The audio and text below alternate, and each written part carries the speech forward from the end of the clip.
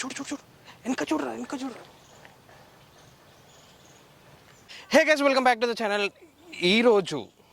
ఈరోజు SD adventure 3 years ownership review vlog. తెలుగులో చాలా most demanded, most commented review ఇది. సో స్టార్టింగ్లో మనం ఛానల్ స్టార్టింగ్లో తెలుగులో చేసేవాళ్ళం, దాని తర్వాత హిందీకి టర్న్ అయింది, దాని తర్వాత మళ్ళీ తెలుగు అండ్ హిందీ మిక్స్ చేయడానికి ట్రై చేస్తున్నాను. అండ్ సో చలో తొందరగా స్టార్ట్ చేసేద్దాం ఈరోజు ఎస్డి అడ్వెంచర్ బ్లాగ్.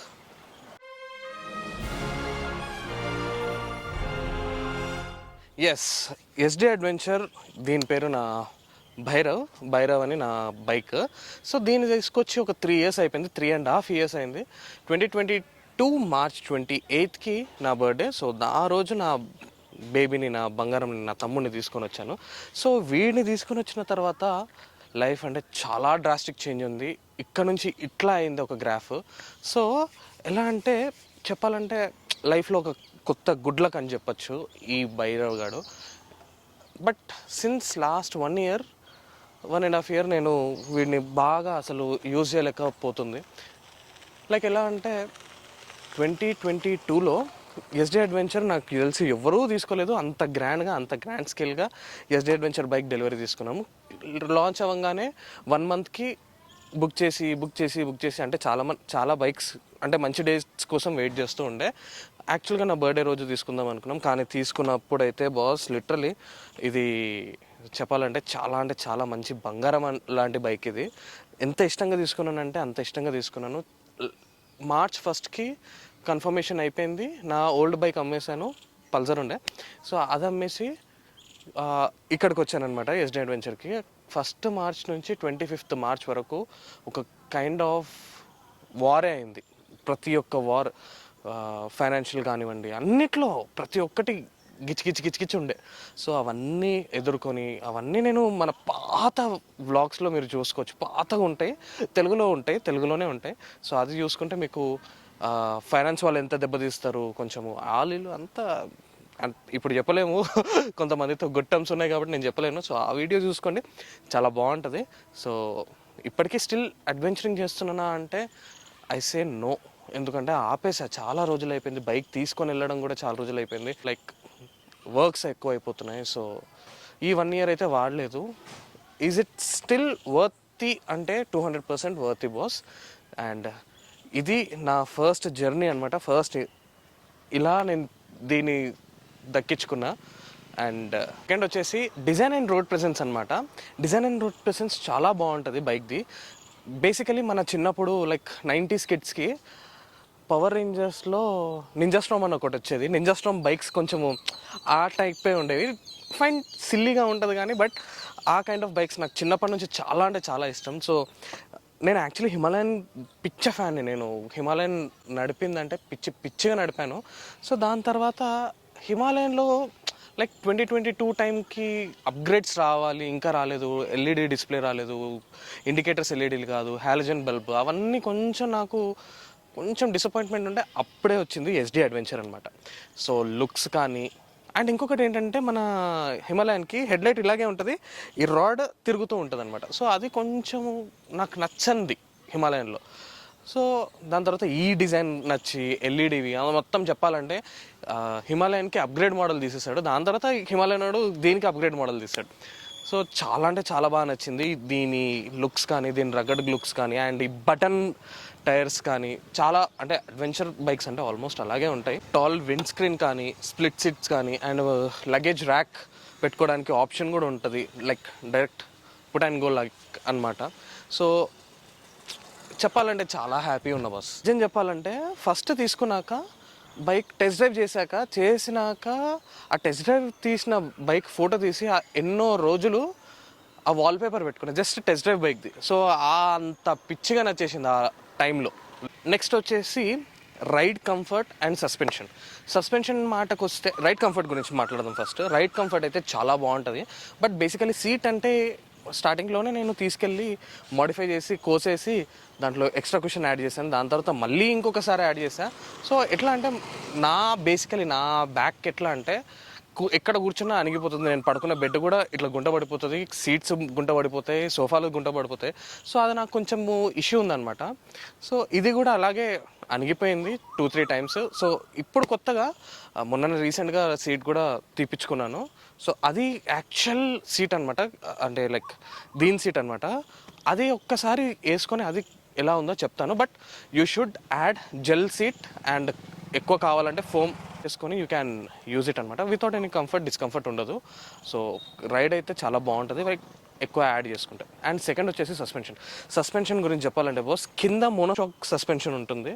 మదురై రైడ్కి వెళ్తూ వచ్చేటప్పుడు మదురై కాదు బెంగళూరుకి వెళ్ళేసి నేను రిటర్న్ వస్తూ ఉంటే మెల్లిగా వస్తూ మార్నింగ్ మైసూర్లో రైడ్ స్టార్ట్ చేశాను. మార్నింగ్ 4:35కి స్టార్ట్ చేసి on the way to Bengaluru వెళ్ళేటప్పుడు నేను చూసుకోలేదు లైట్.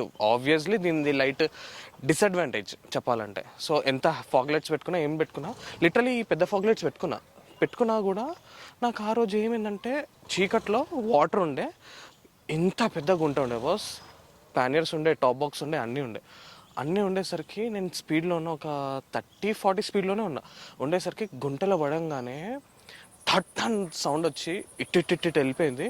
ఎలా అయిపోయిందంటే వెనకాల టైర్ పంక్చర్ అయిన ఫీలింగ్ వచ్చింది. తిగ్గి చూస్తే పంక్చర్ ఏం అవ్వలేదు, బట్ ఇలా వెళ్తుంది అనమాట. అండ్ ఇది వచ్చేసి ట్యూబ్ టైర్తో వస్తుంది.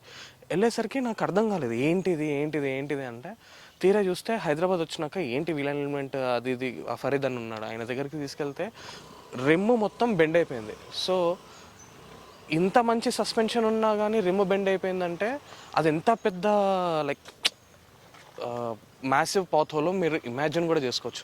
ద పాత్ హోల్ అనమాట. పాత్ హోల్ అంత పెద్దగా ఉండి రిమ్ బెండ్ అయిందంటే నార్మల్గా చెప్పాలంటే అలాయ్ వీల్ ఉండుంటే ఆల్రెడీ బ్రేక్ అయిపోయి అక్కడే డాష్ అయిపోయేది. బట్ ఇది స్టీల్ రిమ్ కాబట్టి ఎలాగో అలా బెంగళూరు నుంచి హైదరాబాద్కి వచ్చేసాను, వన్ స్ట్రెచ్లో వచ్చేసా. సో అదొక్కటి డిసడ్వాంటేజ్. బట్ ఇంత మంచి సస్పెన్షన్ ఈజ్ వెరీ చుమ్మేశ్వర్ బాస్. వెనకాలది కానీ ఫ్రంట్ది కానీ చాలా మంచి సస్పెన్షన్ ఇచ్చింది ఎస్డి అడ్వెంచర్ కంపెనీ. నెక్స్ట్ వచ్చేసి ఇంజన్ పర్ఫార్మెన్స్ అండ్ మైలేజ్ అనమాట. ఇంజన్ పర్ఫార్మెన్స్ చూస్తే ఎవ్రీవేర్ నేను ఎక్కడెక్కడికి వెళ్ళానో చాలా మంచి ఇంజన్ పర్ఫార్మెన్స్ ఇస్తుంది బైక్. అండ్ కెపాసిటీ కూడా 334cc ఇంజన్తో వస్తుంది కాబట్టి చాలా మంచి ఇంజన్ పర్ఫార్మెన్స్ ఉంటుంది. అండ్ మైలేజ్ వచ్చేస్తే నాకు తెలిసి ఎస్డి అడ్వెంచర్ కొత్త బండి కొన్నాడు ఎవడో అంత రిస్క్ చేయడు, ట్యాంక్ టు ట్యాంక్ ఎంటీ చేసేసి. నేను ఆ రిస్క్ చేసిన దాంట్లో నాకు 42 మైలేజ్ వచ్చింది బాస్. ఎంటీ ట్యాంక్ చేసి 1 లీటర్ పెట్రోల్ కొట్టి రామోజీ ఫిలిం సిటీ రూట్లో వెళ్ళినా, మొత్తం సిటీ ట్రాఫిక్లో నుంచి దాటుకుని రామోజీ ఫిలిం సిటీ రూట్లో వెళ్ళి మళ్ళీ అక్కడ నుంచి ఇక్కడికి వచ్చా. 42 మైలేజ్ వచ్చింది, రికార్డ్ బ్రేకింగ్ మైలేజ్ అనమాట. నాకు మైలేజ్ ఎక్కడా ఇష్యూ అవ్వలేదు. బట్ వేరాజ్ నేను ట్యాంక్లో కొన్ని ఏదో వేస్తారు కదా, ఫుల్ ట్యాంక్ చేసి ఏదో వేస్తారు, నేను చెప్తా దాని దీనిపైన ఇష్యూ నేను సపరేట్గా వ్లాగ్ చేసి పెడతా. అప్పుడైతే ఇంజన్లో 17-18 కిలోమీటర్సే వచ్చింది మైలేజ్. సో దాని తర్వాత మెల్లమెల్లగా ఆ ఇంజన్ అంతా అయిపోయినాక మెల్లగా కొంచెం ఇంక్రీజ్ అయింది, మేబీ 25-30 వరకు, 30 లోపలనే వస్తుంది మైలేజ్ అయితే ఇప్పటి వరకు. సో వచ్చేసి ఇష్యూస్ వరకు వచ్చేస్తే చాలా అంటే చాలా పర్ఫెక్ట్ కాదు బైక్ అయితే, కంప్లీట్ పర్ఫెక్ట్ కాదు. ఇష్యూస్ అయితే చాలా వస్తాయి. ఏంటంటే రస్టింగ్ ఇష్యూస్ చాలా ఇంపార్టెంట్. దీంట్లో రస్టింగ్ కంపల్సరీ ఉంటుంది. ఏ అడ్వెంచర్ బైక్ వచ్చేసినా కానీ రస్టింగ్ ఇష్యూస్ కంపల్సరీ ఉంటుంది. అండ్ కొన్ని లూజ్ బోల్ట్స్ ఉంటాయి ఫుట్ పెక్స్ పైన. సో ఇట్స్ నాట్ దాట్ పెద్ద ఇష్యూ అని చెప్పాల్సిన అవసరం లేదు. అండ్ మెయిన్ థింగ్ వచ్చేసి ఇంజన్లో ఏదో ఒక కిరికిరి ఉంటుంది. ఇంజన్ మాల్ ఫంక్షన్ లైట్ ఎప్పుడు ఏదో ఒక కిరికిరి చూపిస్తుంది. చిన్న సెన్సార్ పోయిందనో. బేసికలీ మహీంద్రా వాడు ఎట్లా అంటే బాస్, రీసెంట్గా చూస్తే చాలా అంటే చాలా డిజైన్స్ వదిలేస్తూనే ఉన్నాడు. ఎందుకంటే వాడు కంపెనీ వేరే వాళ్ళకి ఇచ్చి డిజైన్స్ కోసమే ఎన్నో $1 బిలియన్ ఇచ్చాడంట, ఏది కొత్త డిజైన్స్ చేయడానికి. సో ఆబ్వియస్లీ బైక్ 22, 23, 24, 25 ఇచ్చుకుంటూనే పోతున్నాడు డిజైన్లు. కార్లు కూడా మీరు చూస్తుంటే బొలెరో టైపు, థార్ టైపే ఉండేవి.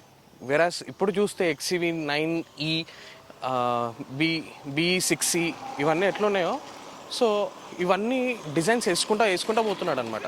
సో చిన్న రస్టింగ్ ఇష్యూస్ ఉంటాయి, అట్లా దట్స్ ఫైన్, అదంతా ఓకే. కానీ ఏదో ఒక సెన్సార్ ఇష్యూ అయితే కంపల్సరీ ఉంటుంది బైక్లో. సో అదొక్కటి చూసుకుంటూ ఉండాలి. బట్ ఏంటంటే ఎంతకైనా కానీ టు బీ ఫ్రాంక్ మాట్లాడాలంటే mechanics should be increased and improved. ఎందుకంటే ఎక్కడ లేని ఎక్స్పెరిమెంట్లన్నా ఎస్డి అడ్వెంచర్ బైక్ మీద చేస్తాడు. అండ్ చిన్న చిన్న బైక్స్ అంటే ఏదైనా అనుకోవచ్చు, ఫస్ట్ నేర్చుకోవచ్చు. బట్ ఇట్లాంటి ప్రీమియం బైక్స్ మీద ఎక్స్పెరిమెంట్లు అంటే కొంచెం కష్టమై గుండెకి కొంచెం హెవీ అవుతుంది అంతే. ఇప్పుడు ఇంకో సర్వీస్ ఇవ్వాలన్నా కానీ I feel so bit difficult. ఎందుకంటే ఇవ్వచ్చా ఇవ్వద్దా అనేది కూడా నాకు ఒక భయం ఉంది. Like it's been 7 months, so service ఇవ్వాలి. బట్ మెకానిక్స్ పైన కొంచెం ఇష్యూ ఉంటుంది.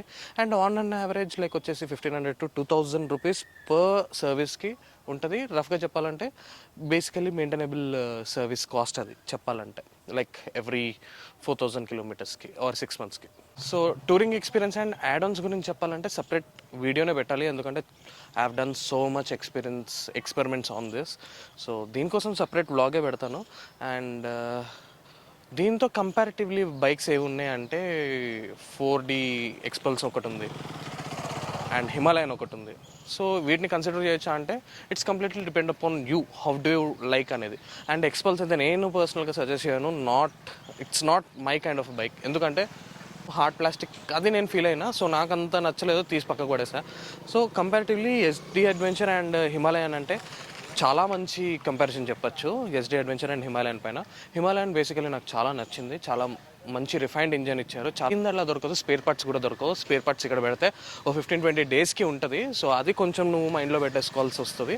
అండ్ హిమాలయానికి వచ్చేస్తే నీకు ఎక్కడైనా స్పేర్ పార్ట్ దొరికితే ఎక్కడైనా మెకానిక్ రిపేర్ చేసేయచ్చు అనమాట. అదొక పెద్ద అడ్వాంటేజ్.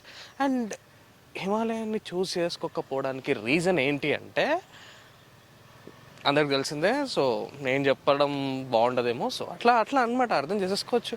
సో అట్లా మన భైరవ్ గారు నా దగ్గరకు వచ్చేసాడు.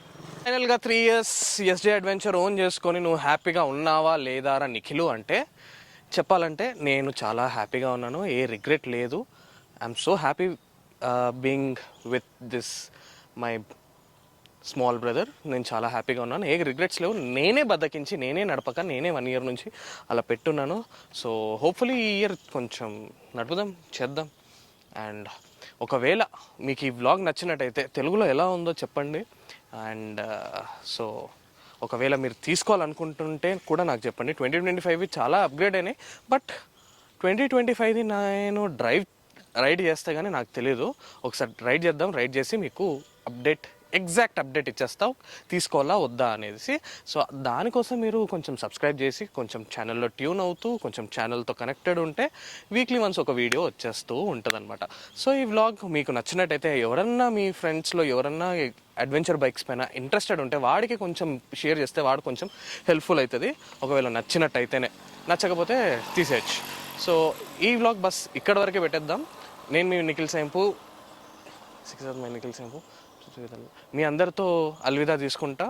మన అప్కమింగ్ వ్లాగ్లో మళ్ళీ కలుసుకుందాం. సో ఇది కొంచెం గడబడ అయి ఉంటుంది ఎక్స్ట్రా, బట్ ఇది కొంచెం గడబడ అవుతుంది. సో इसी के साथ मैं निखिल साहब आप सबसे विदा लेता हूँ अपने अगले व्लॉग को. तब तक be alert, be safe, right safe, జై హింద్. అండ్ చాలామంది అడిగారు కాబట్టి తెలుగులో చేస్తూ ఉన్నాను అనమాట. తెలుగు ఎలా ఉందో కూడా కమెంట్ చేయండి. నాకు తెలుగుడిగా నేను చాలా ప్రౌడ్గా హ్యాపీగా నేను వీడియో చేసి మీకు ముందర పెడుతున్నా.